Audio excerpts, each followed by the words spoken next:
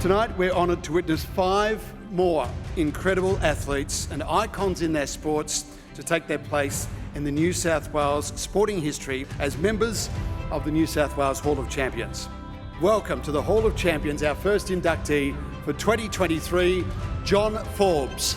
My sailing coach is here tonight, and he's been with us since I was 17 years old, and I'm one of the luckiest people, I think, in the sailing world to have had my sailing coach for such a long time, and he's been such an integral part of our team. I've had various sailing partners over the years, but Fletcher's always been with us from the get-go, and I remember when I was 17 years old thinking that he was quite old. Now I'm 53 and Fletcher's 90, and he's not very old.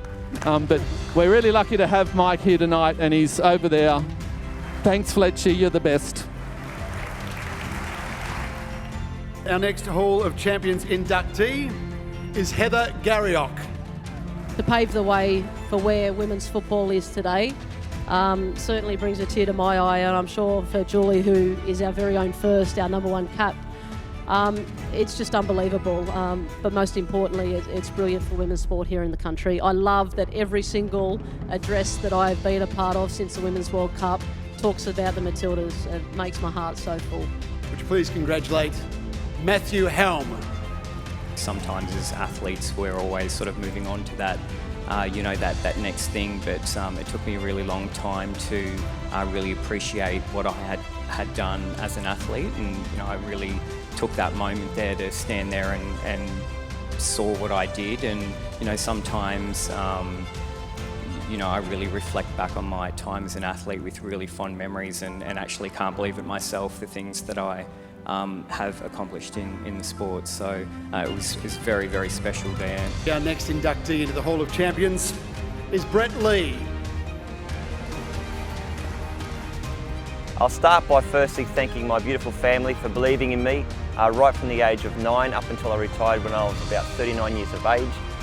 To my friends, also to all the coaches that have made it possible and have backed me along the way. I've thanked New South Wales Cricket for their immense support and believing in me to represent my state. And then to go on to represent my country was such a huge honour, but to get recognised for such a wonderful award like this, it's very heartwarming. Thank you. Ladies and gentlemen, would you please congratulate David Palmer, OAM. Very happy to be part of this. It means a lot to me, so thank you very much for making me part of this elite group.